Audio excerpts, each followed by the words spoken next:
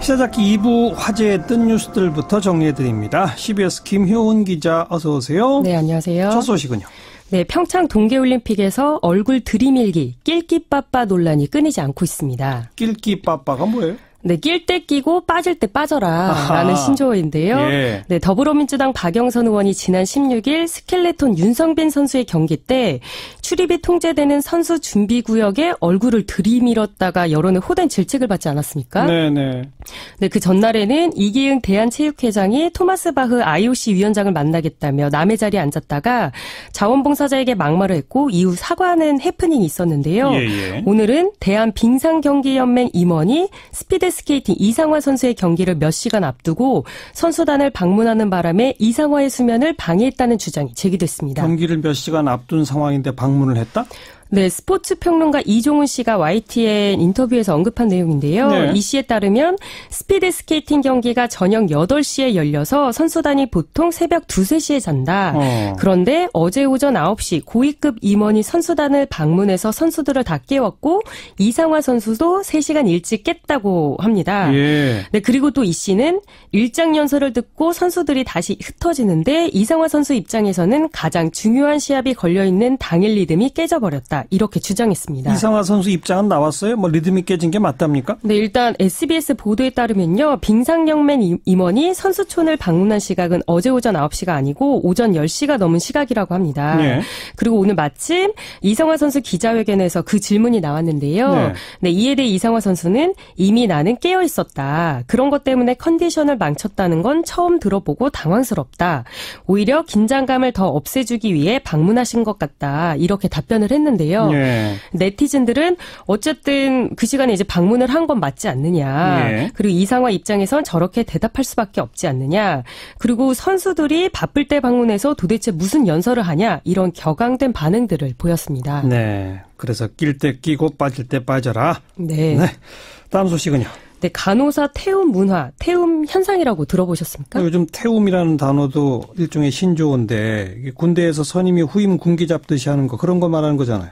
네, 이게 이제 간호사들 사이에서 이렇게 쓰여지는 용어인데요. 예. 그 태움은 들들 볶다 못해서 재가 될 때까지 태운다. 네. 영혼까지 불태울 정도로 혼을 낸다는 의미입니다. 예. 예, 간호사들 사이에서는 이런 태움 현상이 뿌리 깊은 관습으로 자리 잡고 있다고 하는데요.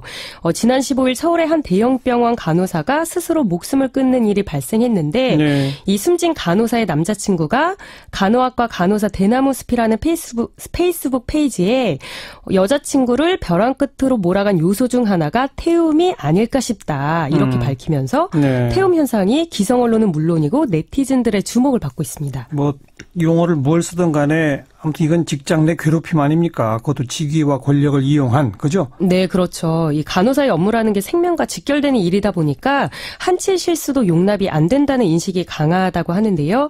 이런 소명의식을 악용한 게 바로 태움입니다. 예. 네, 그 실수가 허용되지 않으면 매사에 긴장이 필요할 수밖에 없고 그래서 더 엄격한 조직 문화가 용인된다는 건데요. 예. 근데 이게 단순히 그런 조직 문화를 넘어서 인신공격으로 치닫는 경우가 많다고 합니다.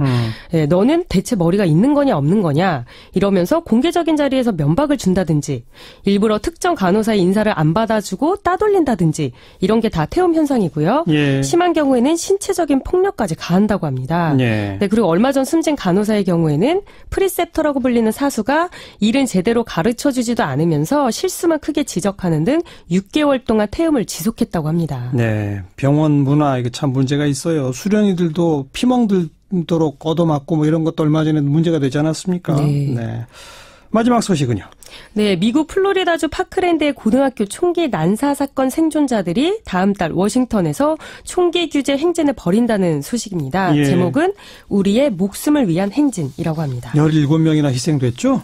네, 현지 시간으로 지난 14일 마조리 스톡맨 더글러스 고등학교의 퇴학생이 반자동 소총을 난사해서 17명이 숨지고 16명이 다쳤는데요. 이 총격범이 총기를 합법적으로 구입한 사실이 드러나면서 총기를 규제해야 한다는 여론이 일었습니다. 미국은 뭐 18세 이상만 되면 반자동 소총 다 합법적으로 살 수 있다면서요?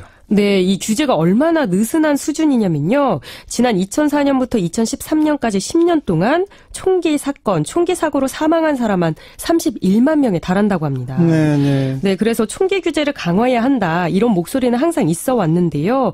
그동안 대통령을 비롯한 정치권은 이런 요구에 응답하지 않았습니다. 그리고 오바마 대통령도 총기 규제 강화를 여러 번 시도했습니다만 전미 총기협회가 반대 로비를 강력하게 펼쳤고 정치적인 이해관계 등이 맞물리면서 매번 무산이 됐습니다. 네, 그리고 미국은 오는 11월 중간선거를 앞두고 있는데요. 이런 10대 학생들의 행진이 학부모들의 표심에 어떤 영향을 미칠지 주목됩니다. 네, 수고하셨어요. 감사합니다. 김효은 기자였습니다.